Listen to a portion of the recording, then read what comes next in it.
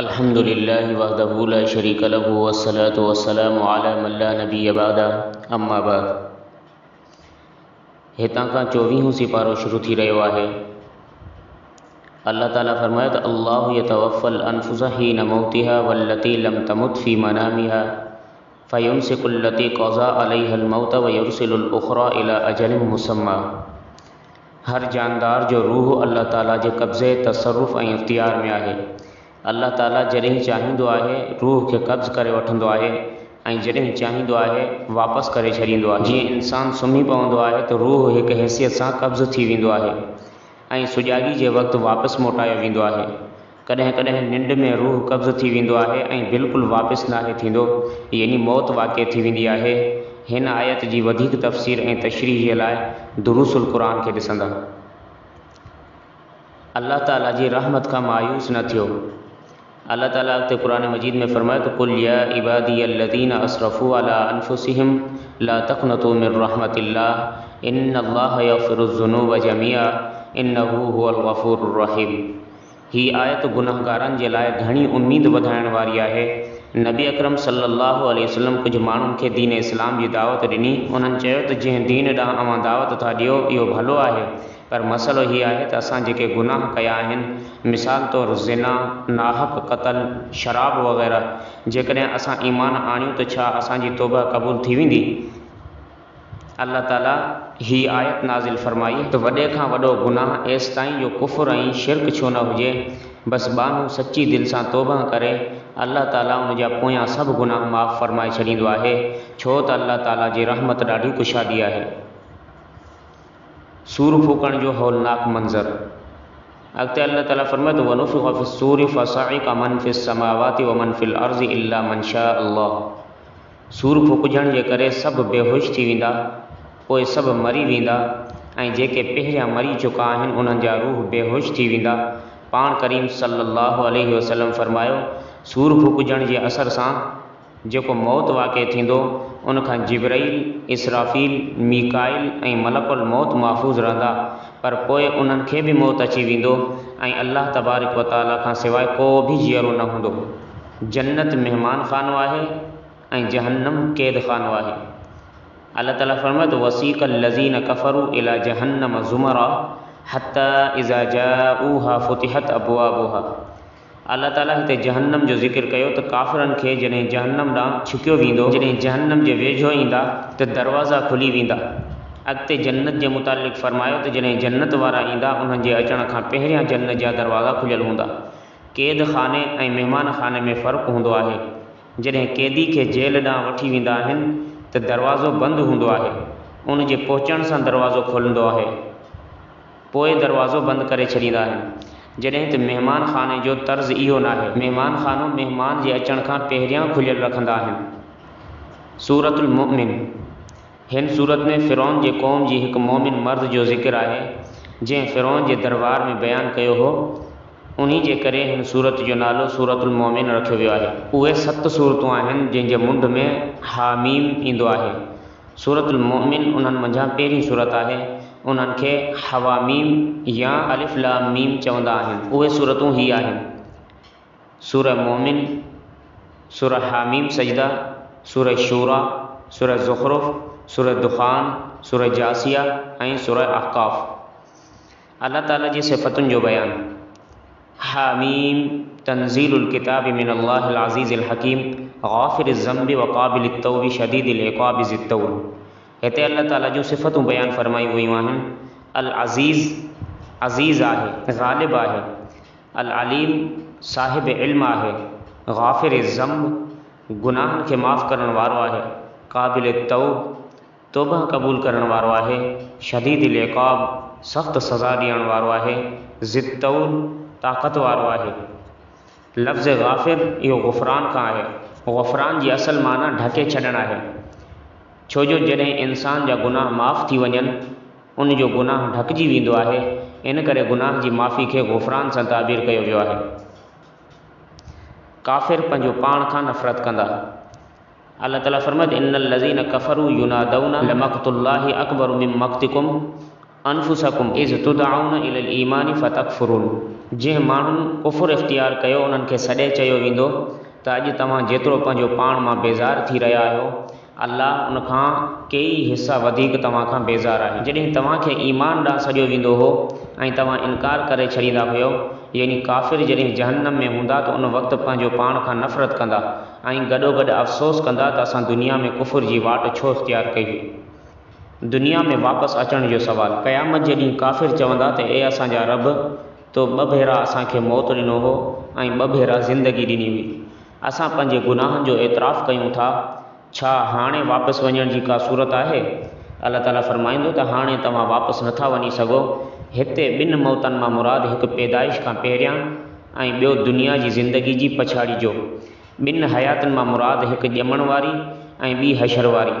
उहे ॿई ज़ाहिरी आहिनि। टियों मौत ऐं हयाती बरज़ख वारी आहे जेका लिकियलु आहे, इन करे आयत में उनजो सराहतन ज़िक्र न आहे। बरज़ख वारी ज़िंदगी ते क़ुर ऐं हदीस जा मुस्तक़िल दलील मौजूदु आहिनि। अॻिते अल्लाह ताला हज़रत मूसा अलैहिस्सलाम जो वाक़ियो बयानु कयो। वलक़द अरसलना मूसा बिआयातिना व सुल्तानिम मुबीन। हज़रत मूसा अलैहिस्सलाम खे अल्लाह ताला जे तरफ़ खां मौजज़ा ऐं ॿिया दलील ॾेई करे फ़िरौन, हामान ऐं कारून वटि दावत ॾियण जे लाइ मोकिलियो वियो। जॾहिं माण्हू ईमान आणणु लॻा त फ़िरौन तजवीज़ पेश कई त उन्हनि जी ईमान आणण वारनि मर्दनि खे क़तल कयो ऐं उन्हनि जे औरतुनि खे जीअरो रखो, उन्हनि खां ख़िदमत वठी सघूं।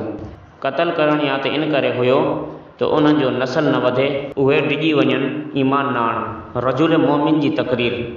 वक़ाल रजुल मोमिनुम मिन आल फ़िरऔन यक्तुमु ईमानहु अतक़्तुलून रजुलन अन यक़ूल रब्बी अल्लाह वक़द जाअकुम बिलबय्यिनाति मिन रब्बिकुम।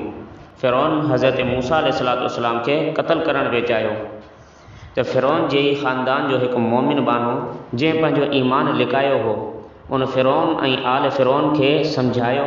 उन मोमिन माण्हू चयो, छा अव्हां अहिड़े माण्हू खे क़तल करणु था चाहियो जेको चवे थो त मुंहिंजो रब अल्लाह आहे ऐं उहो पंहिंजे तरफ़ खां पधरियूं दलीलूं पिणु खणी आयो आहे।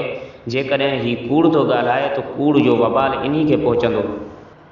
अंबिया ऐं मोमिननि सां ख़ुदाई नुसरत जो वाइदो। इन्ना लनंसुरु रुसुलना वल्लज़ीना आमनु फ़िल हयाति दुनिया व यौम यक़ूमुल अशहाद। अल्लाह ताला वाइदो कयो आहे त असां पंहिंजे नबियनि ऐं मोमिन माण्हुनि जी दुनिया में मदद ऐं नुसरत कंदा आहियूं।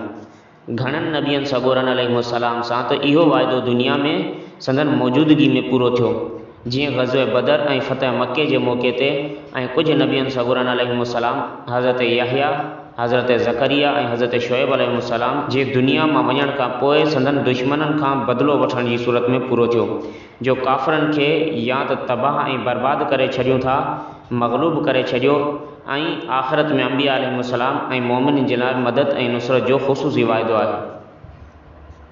ख़ातमुल अंबिया जी इस्मत। फ़स्बिर इन्न वअदल्लाहि हक़्क़ुन वस्तग़फ़िर लिज़ंबिक वसब्बिह बिहम्दि रब्बिक बिलअशी वल इब्कार। हिन आयत करीमा में नबी अकरम सल्लल्लाहु अलैहि वसल्लम खे 3 शयुनि जो हुकुम ॾिनो वियो आहे त अव्हां सब्र कयो, अल्लाह खां माफ़ी घुरंदा रहो पंहिंजे उन्हनि मामलनि जी जेके अव्हां जे शान जे लाइक़ु न हुया, ऐं सुबुह शाम अल्लाह ताला जी तस्बीह ऐं तहमीद कंदा रहो। आल सुन्नत वल जमात जे अक़ीदे जे मुताबिक़ नबी अकरम सल्लल्लाहु अलैहि वसल्लम ऐं ॿिया तमामु अंबिया अलैहिस्सलाम मासूम आहिनि, पर उन जे बावजूदु पाण करीम सल्लल्लाहु अलैहि वसल्लम खे इस्तग़फ़ार जो हुकुम ॾिनो वियो आहे। इन जी हिकु वजह उम्मत खे सबक़ ॾियणु मक़सदु आहे त नबी अकरम सल्लल्लाहु अलैहि वसल्लम मासूम हुजण जे बावजूदु एतिरी कसरत सां पंहिंजनि अहिड़नि कमनि ते माफ़ी घुरनि था जेके हक़ीक़त में गुनाह न आहिनि, त जेके माण्हू मासूम न आहिनि उन्हनि खे त इन्हनि खां वधीक माफ़ी घुरण जी ज़रूरत आहे। इनाम खुदाबंदी। अल्लाहुल्लज़ी जअल लकुमुल लैल लितस्कुनू फ़ीहि वन्नहार मुबसिरा।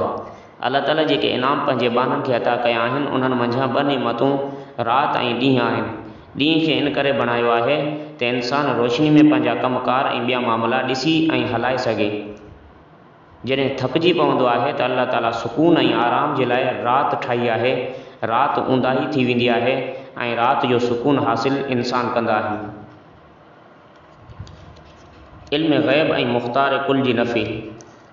वलक़द अरसलना रुसुलम मिन क़ब्लिक मिनहुम मन क़ससना अलैक व मिनहुम मन लम नक़सुस अलैक वमा कान लिरसूलिन अन यातिय बिआयतिन इल्ला बिइज़्निल्लाह।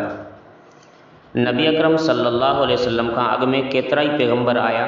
उन्हनि मंझां कुझु जे हालात खां नबी अकरम सल्लल्लाहु अलैहि वसल्लम खे आगाह कयो वियो ऐं किन जे हालात जी आगाही न ॾिनी वई। इन मां मालूम थियो त इल्म ग़ैब सिर्फ़ु अल्लाह ताला जी ज़ात जो ख़ासो आहे। मुशरिक रोज़ानो नवनि मौजिज़नि जो मुतालिबो कंदा हुआ ऐं ईमान न आणींदा हुआ। हितां खां उन्हनि खे पैगम्बर सल्लल्लाहु अलैहि वसल्लम जी ज़बानी जवाब थो ॾिजे त मौजिज़ो ॾेखारणु कंहिं पैगम्बर जे इख़्तियार में नाहे हूंदो, बल्कि उहो सिर्फ़ु अल्लाह ताला जे हुकुम सां ई ॾेखारियो वेंदो आहे। इन मां ख़बर पई त इख़्तियार सिर्फ़ु अल्लाह खे ई आहिनि। वही जे मुक़ाबले में पंहिंजे इल्म मथां नाज़ करणु।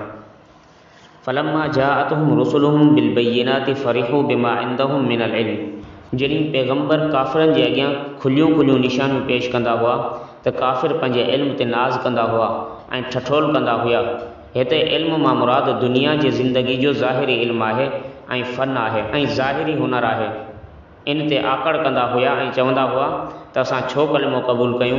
पोइ जॾहिं अल्लाह ताला जो अज़ाब उन्हनि पंहिंजनि अखियुनि सां ॾिठो त ईमान क़बूलण लॻा। हीउ नज़र जे हालत जे वक़्त जो ईमान हुयो ऐं अहिड़ो ईमान मोतबर नाहे, खेनि नुक़सान ई खणणो पियो। सूरह हामीम सजदा। हामीम तंज़ीलु मिनर रहमानिर रहीम। मक्के जे काफ़िरनि तरफ़ां पेशकश। हिन सूरत जो ॿियो नालो सूरह फुस्सिलत आहे। हिकु भेरे पाण करीम सल्लल्लाहु अलैहि वसल्लम बैतुल्लाह में वेठा हुआ। अबुल वलीद उतबा बिन रबी अची करे पाण सल्लल्लाहु अलैहि वसल्लम खे पेशकश कई त जेकॾहिं अव्हांखे हुकूमत घुरिजे त असां अव्हांखे पंहिंजो हाकिम बनायूं था। जेकॾहिं पैसा घुरिजनि त गॾु कयूं था ऐं जेकॾहिं अव्हां ते कंहिं जिन जो असरु आहे त असां इलाजु करायूं था, पर अव्हां पंहिंजी तबलीग छॾे ॾियो, असांजे मज़हब ऐं बुतनि खे घटि वधि न चओ। पाण करीम सल्लल्लाहु अलैहि वसल्लम उन्हनि जे जवाब में हिन सूरत जी तिलावत शुरू कई। जॾहिं पाण हिते पहुता फ़इन आरज़ू फ़कुल अंज़रतुकुम साइक़तम मिस्ल साइक़ति आदिम व समूद। त अबुल वलीद ते ख़ौफ़ तारी थी वियो। उन पंहिंजो हथु नबी करीम सल्लल्लाहु अलैहि वसल्लम जे वात मुबारक ते रखियो ऐं चयो, मां ख़ानदान ऐं क़राबत जो वास्तो ॾियां थो त बीही रहो ऐं अॻिते न पढ़ो। उतबा वापसि अची पंहिंजे माण्हुनि खे चयो त मां इन नतीजे ते पहुतो आहियां त सुठो इहो ई आहे त तव्हां पाण सल्लल्लाहु अलैहि वसल्लम खे पंहिंजे हाल ते छॾे ॾियो। मुशरिकनि जी ज़िद। वक़ालू कुलूबुना फ़ी अकिन्नतिम मिम्मा तदऊना इलैहि व फ़ी आज़ानिना वक़ुरुम व मिन बैनिना व बैनिका हिजाबुन फ़अमल इन्नना आमिलून। काफ़िर चवंदा हुआ त जंहिं शइ ॾांहुं तूं असांखे सॾीं थो, असांजे ऐं तुंहिंजे विच में पर्दो आहे। तूं पंहिंजो कमु कर ऐं असांखे पंहिंजो कमु करणु ॾे।